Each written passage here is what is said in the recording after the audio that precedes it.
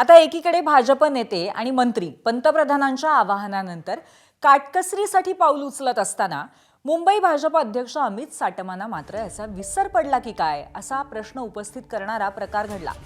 राष्ट्रवादी शरद पवार पक्षाचे आमदार रोहित पवारांनी अमित साटमांचा एक व्हिडिओ शेअर केलाय। नालेसफाईची पाहणी करण्यासाठी गेलेल्या अमित साटमांसोबत त्यांच्या ताफ्यामध्ये 25 गाड्या होत्या। एकीकडे पंतप्रधान मोदींनी पेट्रोल डिझेलचा कमीत कमी वापर करा असं आवाहन केलंय। त्यांच्या या आवाहनाला अमित साटमांनी 25 गाड्यांसह प्रतिसाद दिल्याची खोचक टीका रोहित पवारांनी केली। रोहित पवार काय म्हणाले ते एक्सपोस्ट त्यांनी केलेली आपण पाहूयात। आदरणीय पंतप्रधान आणि मुख्यमंत्र्यांच्या आवाहनाला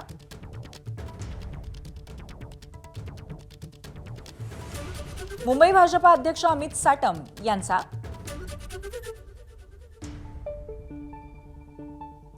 पंचवीस गाड्यांच्या ताफ्यासह उदंड प्रतिसाद। कदाचित त्यांच्या गाड्या पाण्यावर चालत असाव्यात। भाजीला पाण्याने फोडणी कशी द्यावी याचाही डेमो भाजप नेत्यांनी जनतेला लवकरच द्यायला हवा। सत्ताधाऱ्यांची अवस्था म्हणजे लोका सांगे ब्रह्मज्ञान आणि आपण आणि स्वतः कोरडे पाषाण अशी झालेली आहे।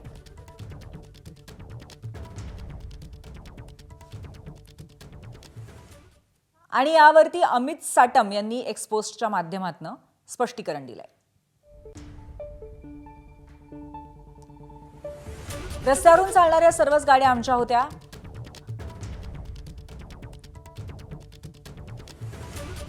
असं भासवण्याचा तुमचा हा प्रयत्न अत्यंत केविलवाणा।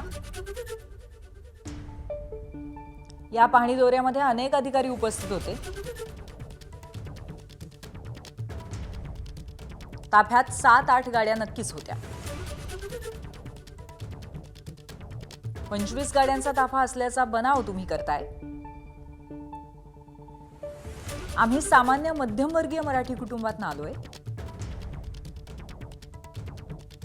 मी 21व्या वर्षी ॲग्रो सारख्या कंपनीचा CEO झालेलो नाही। सोन्याचा चमचा घेऊन जन्मलेल्यांनी शिकवण्याची गरज नाही।